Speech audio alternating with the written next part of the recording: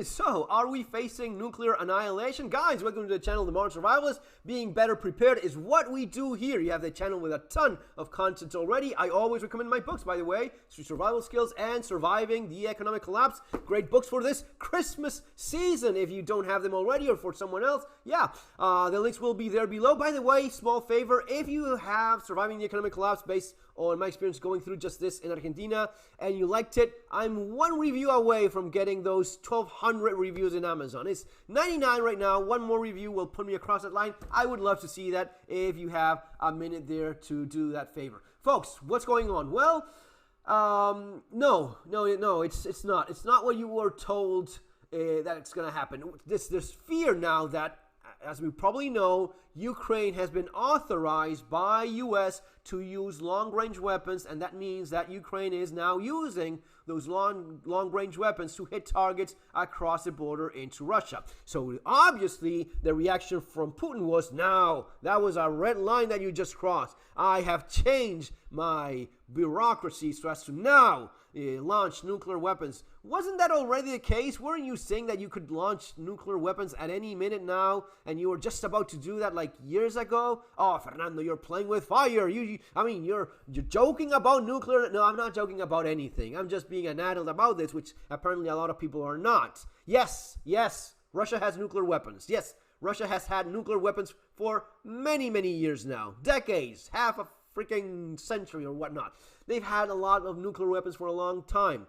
When is it the last time that we discussed surrendering the world to Russia simply because it has nuclear weapons?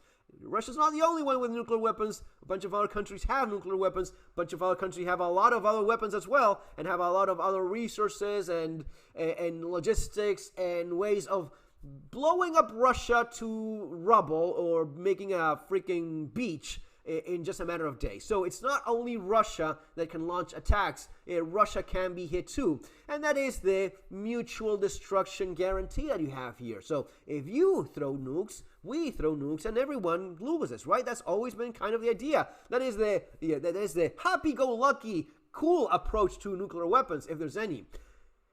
That still remains. Why the hell would Russia attack anything, let alone Ukraine right now? There's no benefit in this, especially not right now. And if you have patience and you stay with me up until the end of the video, you'll understand how absolutely 100% correct I am. It makes perfect sense. But let's wait here for a second. You see that this has been controlled from Russia from 2014. What this means is this hasn't started yesterday. This has been going on for a long time. Now, there's a lot of people that think, well, this is Ukraine should just give up to Russia. It's always been part of Russia, right? No.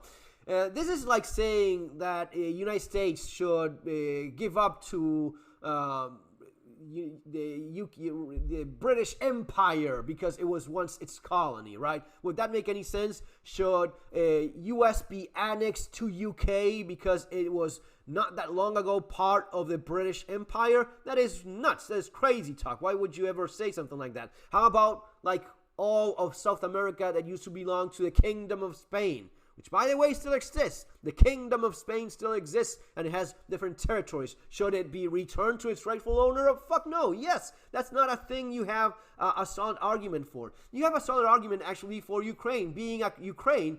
And people don't know this because why would you? But Ukraine has been Ukraine even before there was anything remotely called United States of America. Ukraine was Ukraine before the American continent was even discovered by the evil, white, patriarchal European man, right?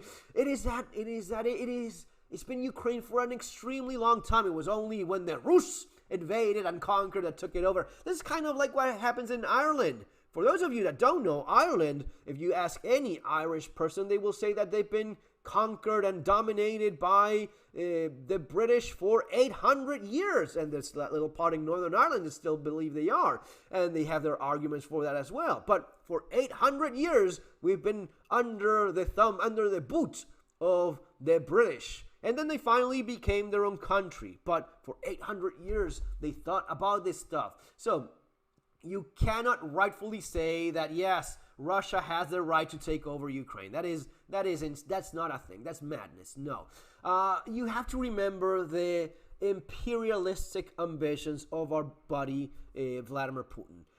Vladimir Putin is someone that has expressed, I'm talking like Kamala Harris now, yeah, Ukraine is a country that has been invaded by another. No, but seriously, if you listen to what Vladimir Putin says and some of his writings, actually, which I haven't gone through all of that because I'm not wasting my time like that, but he basically has like essays written about, this is a KGB guy. He sees the collapse of the Russian Empire as the greatest tragedy in the history of the world.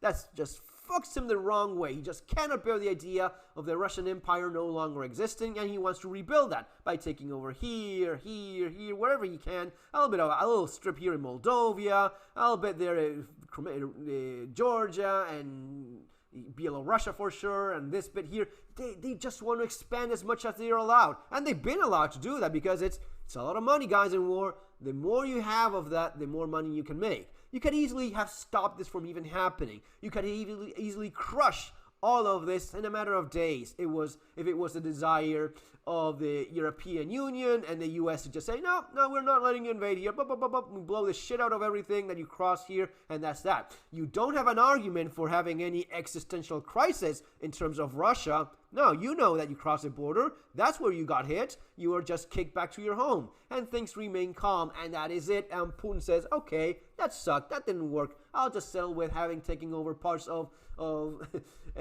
Georgia, right? Now, I'm happy with a fifth of Georgia as my land grab for this period, all right? But now we are in this position, and this line that was supposedly crossed was not crossed because Ukraine fighting has already attacked numerous times. In fact, you may even remember when Ukraine attacked Moscow. That was over a year ago. Now, it was not super effective, but it did happen. It was indeed an attack on the capital of the neighboring country, if you want to get technical about, oh, that is an existential threat that they have now. Well, no, but this is different because these are weapons provided by the U.S. Well, these weapons provided by the U.S. have already been used at a shorter range. When Russia would attack, it would just go back across that line because Ukraine was held, it was like in a leash. Ukraine was being held like, nope, you don't have any planes, and the weapons we give you are limited by software to only reach this far. And the Russians would laugh their asses off and say, okay, I move back here. And you cannot hit me here. I can hit you wherever I want. And you're still screwed. It is the West that is making sure that Ukraine is in this messed up position because of their own interests. And not only that, but now they've been authorized to use these long-range U.S.-provided weapons. Well, if there's anything that you would consider an existential threat, would be fucking boots on the ground, which Ukraine has already had. Ukraine crossed over with soldiers, with troops, and took over parts of Russia. Why? Because it was available. Because it's a fight. Just as like in boxing and UFC, whatever kind of combat it is, you're not just defending yourself when someone attacks you. I also look for openings. If I see an opening somewhere, I attack that. I attack where you're the weakest. That's how you actually win the freaking fight. If not, you're just defending yourself until you lose. So, in that philosophy, they did cross over, take over, invade part of Russia, and retain part of Russia so as to force Russians to reallocate forces to defend their own real actual territory from the incursion of Ukrainian forces. It's a war. This is the kind of thing that happens. So, why is it that there's no chance in hell that Russia uses any kind of nuclear weapon at all, or even any large-scale attacks? Because they don't have to. They only have to wait until Donald Trump ends up in the White House. Donald Trump has been extremely open and vocal about where he aligns here. He's a lot more in the Russian side than in the Ukrainian side.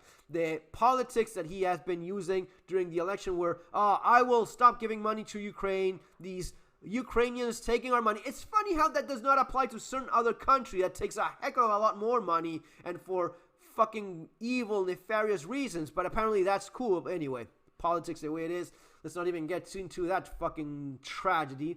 But it's funny how that works, that you're not going to give any more money to Ukraine because why would I be giving money to some other country other than my own, which is perfectly legitimate approach to have. It would be a lot more legitimate if you're not doing a lot more in other parts. But anyway, So that's something that got him a lot of support. Now, he has to find a way to get Ukraine to basically surrender at least a big part of its territory. It's going to be surrendering this and this. And basically what I believe I said when we were talking with Matt Bracken years ago, we were talking about, okay, what is it, like the river here losing all of this, or the 218 kind of line? This is 2014. This has been going on for 10 years. It's not 1,000 days. No, it's 10 years of this, right? So all of this could easily end up in the hands of Russia, and it would suck. It would suck for Ukrainians, but hey, it is what it is, right? And in terms of U.S. and in terms of Europe, for sure, I mean, it's not my bloody country. Why would I care a whole lot? It is peace. This is a cap that Trump can get in a matter of in his first year of presidency, achieving peace in Ukraine, even though that may be a tough pill to swallow for Ukraine. Well, that will be very beneficial for Trump for sure. The other thing going on in that our Middle Eastern part, that will be a lot more difficult to put a little bit of makeup and pretend it's not fucking insanity going on. But this is an easy win. So Russia, the only way in which Russia fucks this up is having a nuclear attack on Ukraine. That would be the line in which all of Europe would say, hell no. I mean, you have a guy dropping nukes in Europe. We have to stop these lunatics, even if U.S. is not along. And without both U.S. and the European Union, European countries aligning, Poland is, fuck it. Poland is ready for war already. Poland knows that these guys are an existential threat for real. They've suffered communism. They don't want them anywhere close. And they will probably jump at, if there's anything like that, like a nuclear attack on Ukraine, that would be part of that. Yeah, there's no peace here whatsoever. You just nuked us. What peace are you talking about? That would be the most stupid thing Putin could do. Is he an idiot? I don't think he is. I think Putin is evil for sure, but not an idiot. So no, you're not going to drop a nuke anywhere or even a large-scale attack anywhere when in just 2 months you have a guy that will probably give you a massive win. Guys, that's simply the way it goes. Don't let the mainstream media trick you into being scared and bullshit like that. If you appreciate my approach on things, subscribe to the channel. As I said before, you have the books there below in Amazon in the first comment and the description of this video. Take care. See you next time.